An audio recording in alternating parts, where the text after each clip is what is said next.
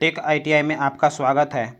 आज हम electrician fitter trade का तीसरा पार्ट लेके चल रहे हैं, जो कि 171 से 261 तक रहेगा। इसके पहले वाला हम 2 वीडियो बना चुके हैं, पार्ट 1 और पार्ट 2, जो नीचे लिंक में दिया हुआ है, आप जाकर उससे देख सकते हैं। ये क्वेश्चन बैंक है, ये प्रीवियस ईयर क्वेश्चन बैंक है, जो कि 2019 में पूछा गया था। उससे काफ़ी क्वेश्चन पहले भी टकराया है और ये भी टकराने का चांस है। तो आप इस वीडियो को पूरा देखें बिना स्किप किए हुए, और अगर इस चैनल पर जो भी नए हैं इस चैनल को सब्सक्राइब कर दें। तो चलिए वीडियो को शुरू करते हैं। 172 लीवर शियर के इस भाग का नाम बताइए जो एक्स के रूप में चिन्हित है। ये जो एक्स के रूप में चिन्हित भाग है, इसको हम किस नाम से जानते हैं? तो इसको हम जानते हैं डी, ऊपरी ब्लेड। 173 इस सीट मेटल ऑपरेशन का नाम बताइए। ये जो सीट मेटल ऑपरेशन है, इसको हम किस नाम से जानते हैं? देखिए, ये जो सीट मेटल ऑपरेशन दिया गया है, इसको हम किस नाम से जानते हैं? तो इसको हम जानते हैं ए, ग्रूविंग के नाम से। 174 जिंक कोटेड आयरन का नाम बताइए। तो यह है डी, जस्ता चढ़ा हुआ लोहा। 175 2000 mm की लंबाई, 500 mm की चौड़ाई, 4 mm की मोटाई और 7.85 ग्राम प्रति सी की घन सेंटीमीटर वाले स्टील प्लेट के वजन की गणना करेगी। इसका कितना वजन होगा? तो ये होगा 31.4 kg। 176 जंग और घर्षण के लिए कौन सी सीट धातु अत्यंत प्रतिरोधी है? इसका हो जाएगा 176 का सी, एल्युमिनियम। ये हो जाएगा एल्युमिनियम, सी नंबर ऑप्शन, सी एल्युमिनियम। 177 नियमित षष्ठभुज के फ्लैट या फ्लैट तक का साइज गणना करने का सूत्र क्या है? तो यह है सी, √3a। 178 सीट मेटल वर्क में स्टेक का क्या उपयोग होता है? तो बी, इसका उपयोग होता है सपोर्टिंग पीस। 179 सोल्डर की सामग्री यानी मटेरियल क्या है? सोल्डर की मटेरियल क्या है? सी, शुद्ध धातु या मिश्र धातु। 180 स्टील की सोल्डिंग के लिए किस फ्लक्स का उपयोग किया जाता है? यानी स्टील को सोल्डिंग के लिए हम किस फ्लक्स का उपयोग करते हैं? तो यह है अमोनियम क्लोराइड। 181 ग्रोवर का उद्देश्य क्या है? तो इसका सी नंबर ऑप्शन है, सीम को क्लोज और लॉक करना है। इसका सी ऑप्शन हो जाएगा, सीम को क्लोज और लॉक करना है। 182 रिवेट के निर्माण के लिए उपयोग की जाने वाली सामग्री का क्या नाम है? D, mild steel. 183 ये जो एक्स के रूप में चिन्हित भाग है, इसको हम किस नाम से जानते हैं? एक्स के रूप में देखिए, ये जो चिन्हित भाग है, इसको हम किस नाम से जानते हैं? तो बी, इसको हम बॉडी बोलते हैं। 184 पिघला हुआ सोल्डर के साथ धातु के क्षेत्र को कवर करने वाला ऑपरेशन का नाम क्या है? इसको हम किस नाम से जानते हैं? डी, टिन इंग। 185 भारी संरचनात्मक कार्य में किस रिवेट का उपयोग किया जाता है? A, pan head rivet. 186 snap head rivet का सपोर्ट करने वाला टूल का नाम क्या है? ए, डॉली। 187 दिखाए गए रिवेटिंग दोष का नाम बताइए। सी, इसका नाम है रिवेट का सिरा शेंक के साथ केंद्रित नहीं है। 188 मेटल के किस उपकरण का उपयोग एक बड़े व्यास सर्कल या चाप बनाने के लिए किया जाता है? बी, ट्रेमल। 189 शियर इंग करते समय सीट धातु के नीचे की तरफ बर क्यों बन जाता है? तो इसका कारण है डी, अत्यधिक क्लीयरेंस के कारण। 190 ये जो एक्स चिन्हित भाग दिया गया है, उसको हम किस नाम से जानते हैं? ये जो देखिए, एक जो एक्स नाम से दिया गया है, उसको हम किस नाम से जानते हैं? तो यह है बी, क्लैप। 191 सीट मेटल के कार्य में ग्रोवर का उपयोग क्या है? सी सीम को क्लोज करने के लिए। 192 हल्की असेंबली के काम में कौन सा रिवेट का उपयोग किया जाता है? तो ये किया जाता है D conical head rivet. 193 rivet head के दूसरे छोर को बनाने के लिए किस उपकरण का प्रयोग किया जाता है? D rivet snap. 194 seat metal work में इस नोच का क्या नाम है? ये जो नोच दिया गया है इसको हम किस नाम से जानते हैं? सी स्क्वायर नोच के नाम से जानते हैं। 195 पैनल बीटिंग को होलो करने के लिए किस प्रकार के मेटल का उपयोग किया जाता है? तो ये किया जाता है डी बॉसिंग मैलेट। 196 इस रिवेटिंग में क्या दोष है? ये जो रिवेटिंग दिया गया है इसमें दोष क्या है? डी प्लेट पर होल एक सीध में नहीं है, इस यानी प्लेट पर जो होल किया हुआ है वो एक सीध में नहीं है, यही इसका गड़बड़ है। 197 एक पक्ष के साथ एक सर्कल की चाप को बनाने के लिए किस स्ट्रोक का उपयोग किया जाता है? C half moon stake. 198 sheet metal work में इस सहायक टूल का क्या नाम है? ये जो सहायक टूल है इसको हम किस नाम से जानते हैं? ये देखिए, ये जो सहायक टूल दिया हुआ है इसको हम किस नाम से जानते हैं? तो ये है the round bottom stake. 199 seat metal में इस ज्वाइंट का क्या नाम है? ये जो ज्वाइंट दिया हुआ है इसको हम किस नाम से जानते हैं? तो इसको जानते हैं डी डबल ग्रूवेड ज्वाइंट।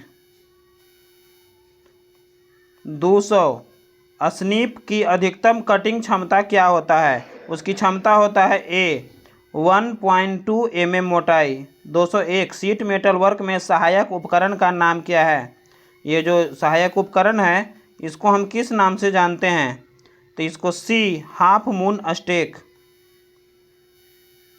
202 रिवेट को अंतिम आकार देने के लिए किस रिवेटिंग टूल का उपयोग किया जाता है? D rivet snap. 203 इस रिवेटिंग दोष का किस नाम से हम जानते हैं? तो इसको हम बी नंबर ऑप्शन जानते हैं सेंग पर बहुत अधिक अलाउंस। 204 रिवेटिंग में फ्लूड टाइट ज्वाइंट बनाने के लिए प्रयुक्त टूल का नाम बताइए। यह है सी फुल लेयरिंग टूल। 205 मोटी शीट्स को काटने के लिए प्रयुक्त उपकरण का नाम क्या है? यह है बी लीवर सीयर। 206 तीखे मोड़ शार्प बैंड बनाने के लिए किस स्टेक का उपयोग किया जाता है? B hatched stake. 207 इस स्टेक का नाम क्या है? ये जो फिगर दिया हुआ है इसको हम किस नाम से जानते हैं? तो इसको हम जानते हैं सी फनल स्टेक। 208 टीन की चादरों को सोल्डिंग के लिए किस फ्लक्स का उपयोग किया जाता है? यानी सोल्डिंग में हम किस फ्लक्स का उपयोग करते हैं? तो सी जिंक क्लोराइड का। 209 रूफिंग और पैनलिंग के लिए शीट धातु के जोड़ में किस सीम का उपयोग किया जाता है? 4 डबल ग्रूवेड सीम। 210 रिवेट इंटरफेरेंस क्या है? यह है सी हेड बनाने के लिए लंबाई है। 211 ये जो एक्स रूप में चिन्हित भाग है इसको हम किस नाम से जानते हैं? ये जो एक्स के रूप में चिन्हित भाग है इसको बोलते हैं क्रैक को बंद करना। 212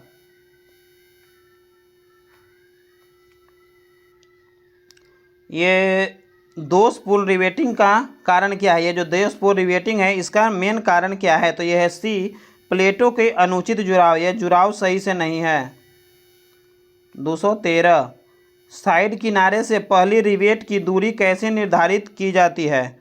तो ये की जाती है बी 2 गुना रिवेट का व्यास। 214 हाथ कतरनी मशीन में एक्स के रूप में चिन्हित भाग का नाम क्या है? ये जो हाथ कतरनी मशीन है इसमें एक्स के रूप में जो चिन्हित भाग है, देखिए ये एक्स के रूप में चिन्हित भाग है, इसको हम किस नाम से जानते हैं? तो इसको जानते हैं ऊपरी ब्लेड के नाम से। D number option. 215 sheet metal work में स्टैक का लाभ क्या है? यह है बी सहायता प्रदान करना।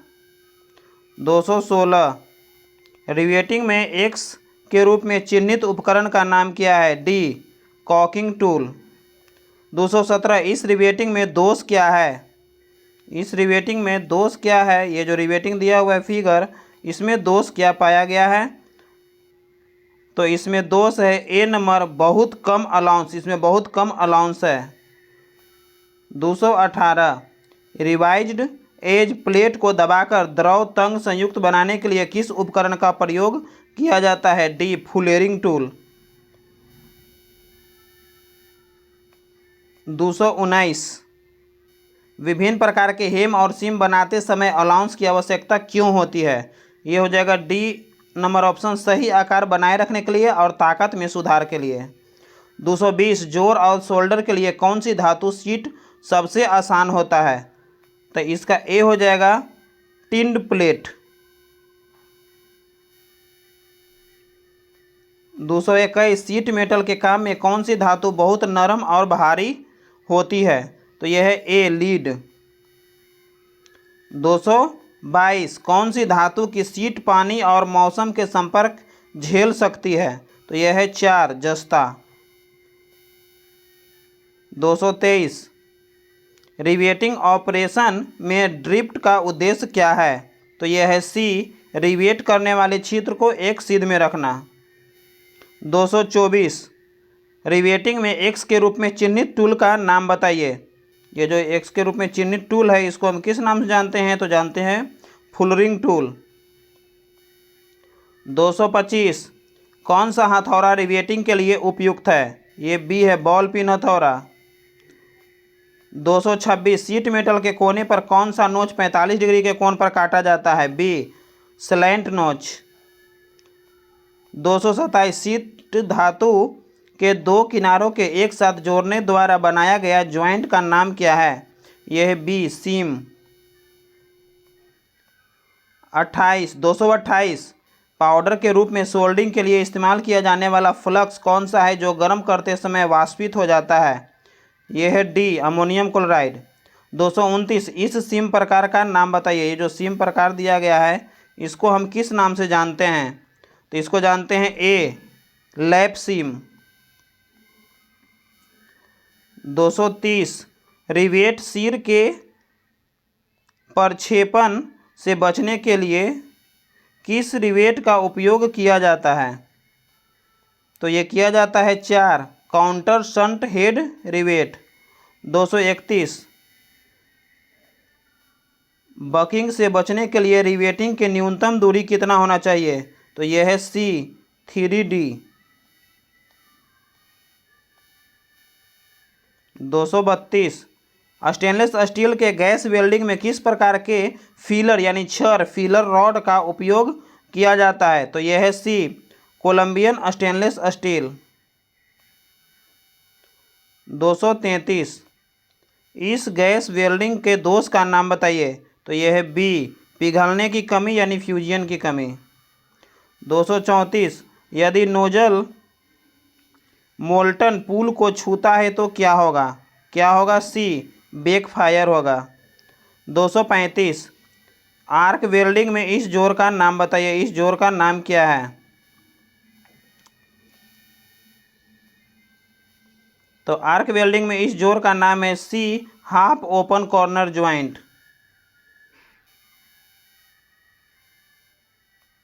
236 एसी वेल्डिंग ट्रांसफार्मर का कार्य क्या है? तो यह है ए यह निम्न वोल्टेज उच्च धारा एम्पियर में परिवर्तित होता है। 237 एसी वेल्डिंग ट्रांसफार्मर का नुकसान क्या है? एसी वेल्डिंग ट्रांसफार्मर का नुकसान क्या है? यह है डी अलौह धातु वेल्डिंग के लिए उपयुक्त नहीं है। 238 विद्युत लाइनों से दूर क्षेत्र के काम में कहीं भी किस आर्क वेल्डिंग मशीन का उपयोग किया जाता है? तो ये किया जाता है सी इंजन जनरेटर सेट। 239 कौन सी आर्क वेल्डिंग मशीन इलेक्ट्रोड और जॉब में बेहतर ऊष्मा वितरित करती है? यह a rectifier set. 240 acetylene gas cylinder पर किस रंग का पेंट होता है। ये बहुत ही वीवीआई क्वेश्चन है, गौर करिएगा इसको। तो ये होता है मैरून कलर का। अगर लाल रहता तो लाल भी आ जाता, लेकिन लाल नहीं दिया तो मैरून कलर का हो जाएगा।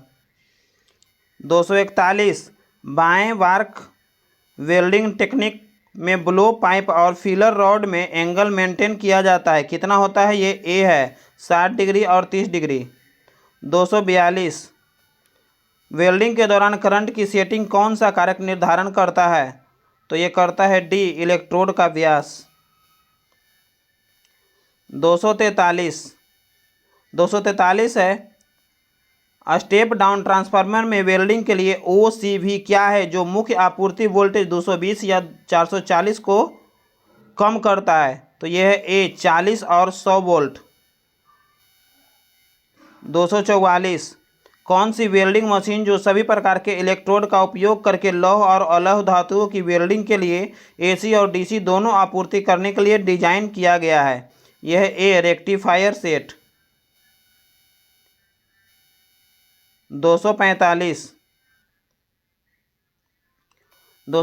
से दिखाए गए वेल्डिंग प्लॉट में दी गई सुरक्षा संचालन का नाम बताइए। जो सुरक्षा संचालन इसका नाम हम किस नाम से जानते हैं।